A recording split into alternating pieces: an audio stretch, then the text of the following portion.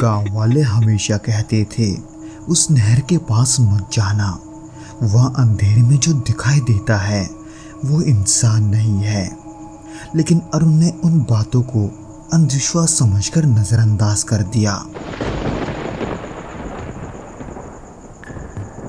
दोस्तों, आज के इस भौतिक घटना को हम अरुण जी के पॉइंट ऑफ व्यू से सुनेंगे, जिनके साथ ये घटना वास्तव में घटा था।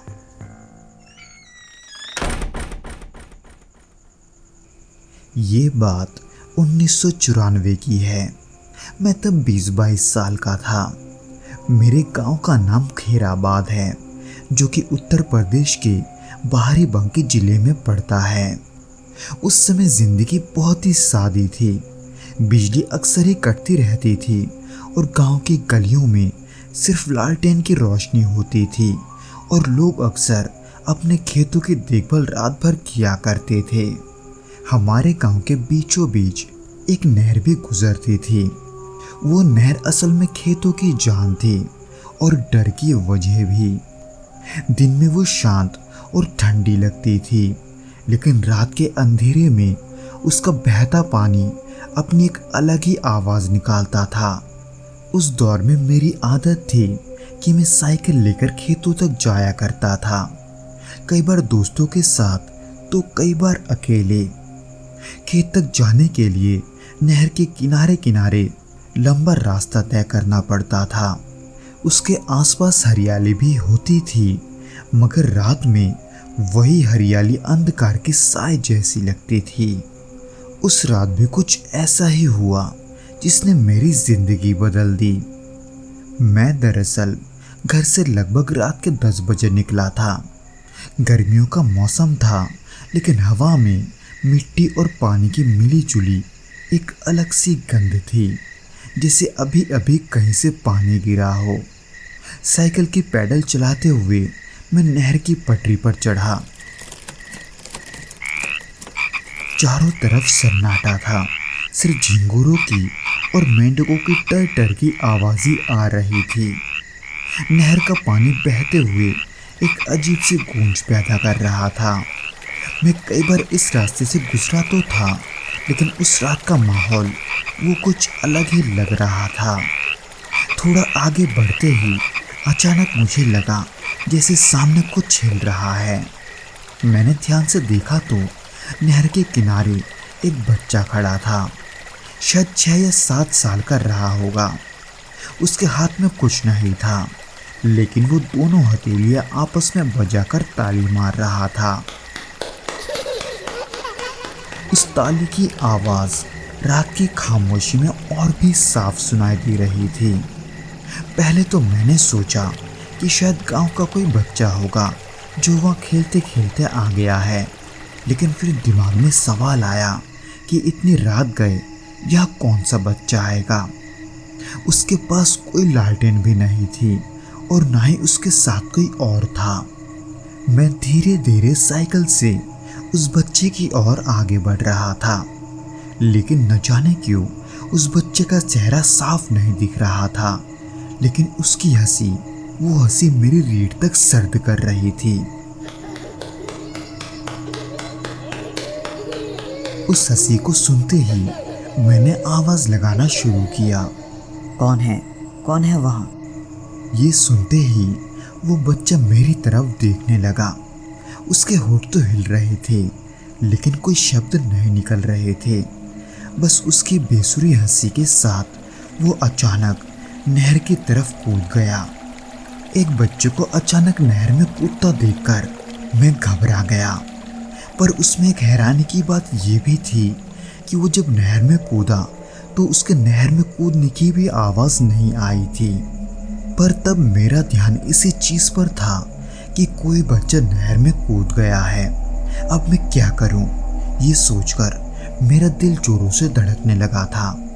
मैं वहीं साइकिल रोककर खड़ा हो गया।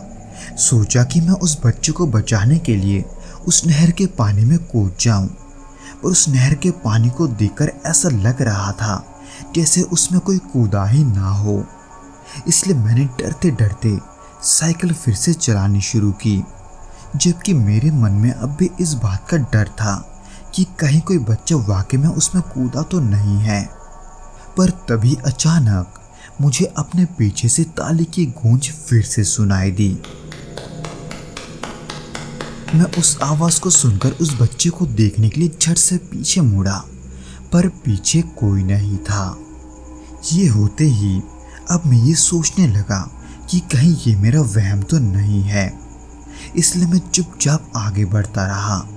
लेकिन लगभग आधे किलोमीटर के बाद अचानक मेरे कानों में फिर से वही ताली की आवाज गूंजी, इस बार बहुत पास से।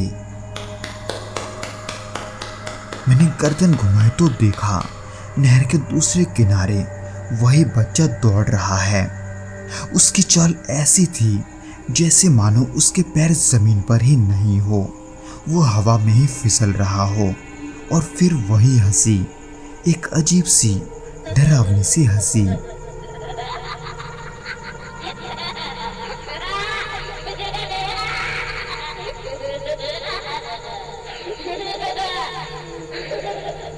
ये देखकर मैं डर के मारे तेजी से पैडल मारने लगा।